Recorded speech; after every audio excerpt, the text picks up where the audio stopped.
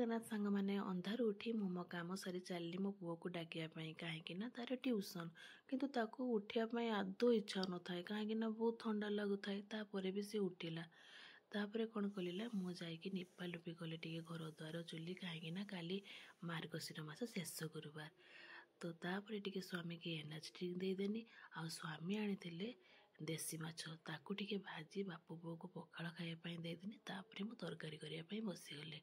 तो तरकारी आज करी कौन कि माछ मुंड आ चिंगड़ी सुखा पकईकि गोटे बंधाकोबी पकई घांट आउ कौन करी फूलकोबी आलू आ टमाटो पकई गोटे झोल करी माछ पकईकि किंतु सांग मैंने मु आज मसला बाटी पारे शिଳରେ कहीं मत बेल है तो मु ग्राइंडिंग करदेनी जदि मसलाटा शिଳରେ बाटी था आहरी टेस्टी होता तो चलो आज टे खाईदे चलईदे आ दिन अधे आ कौन करवा तो देखु सब मो रेडी हो गला आ गोटे पिला को देखु केमती फोन रे गप गप कर घर द्वार भांगीदेवी कि सेलून मार्च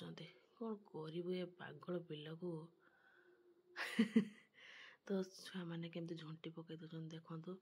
मो ससुर वर्षिकिया जाए तो मुझे करी से तो ये देखिले तो आज दिन कार ब्लॉग रखुची बाय बाय।